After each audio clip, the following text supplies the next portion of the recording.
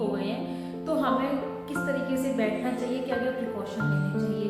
तो देखो, सबसे पहले तो आपको ये ध्यान रखना है कि अगर आपके कमर का दर्द ठीक हो गया, मान लीजिए आपने 1 हफ्ते फिजियोथेरेपी का सेशन लिया है या फिर 15 दिन का लिया है और अब आप बिल्कुल रिलैक्स हो, आपको कोई पेन नहीं है, कुछ नहीं है, तो आपको फिर भी थोड़े से दिन प्रिकॉशन लेना चाहिए। ये नहीं कि आप आज ठीक हुए और कल से आप सारा घर का काम कर रहे हैं, औरतें जो हैं या फिर जो जेंट्स हैं वो अपने ऑफिस का।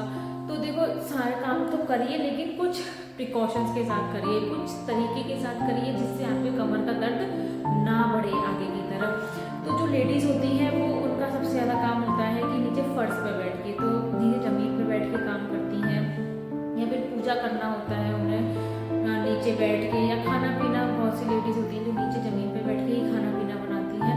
तो देखो, फर्स्ट टाइम तो आपको नीचे फर्श पर हार्ड सरफेस पर नहीं बैठना है।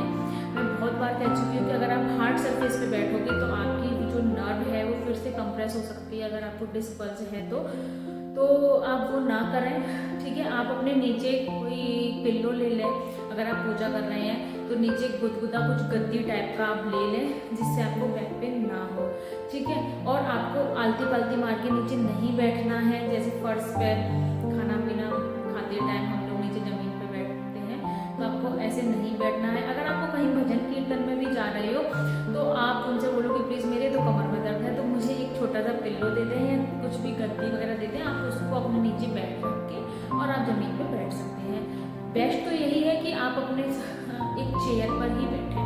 मतलब अगर आप किसी के घर हैं तो आप उनसे बेझिझक, क्योंकि कमर का दर्द है तो हम क्यों रिस्क लें। अगर आपको कोई प्रॉब्लम है तो आप उनसे बेझिझक अपने लिए एक चेयर मांग लें कि मुझे एक चेयर दे दो, मैं तो चेयर में ही बैठूंगी, मेरी ऐसे ऐसे प्रॉब्लम है। तो उसमें कोई शर्माने की बात नहीं है।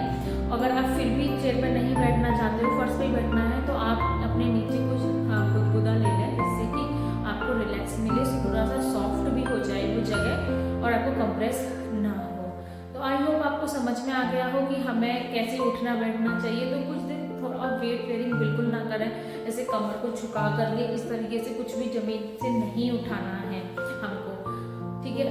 किसी सेकंड पर्सन से बोल दें वो उठा देगा, या फिर अगर आपको उठाना है, सही एडल पोजीशन है तो पहले बैठ जाएं और फिर बैठने के बाद वो आराम से उठाएं। और आपको ज़्यादा हैवी वेट बेयरिंग नहीं करनी है, ठीक है।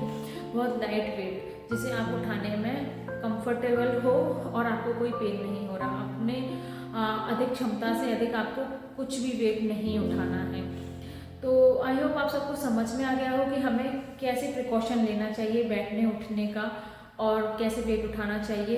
तो ऐसी ही छोटी छोटी जानकारी के लिए मेरी वीडियो को लाइक करें और मेरे चैनल को सब्सक्राइब करें। Bye bye.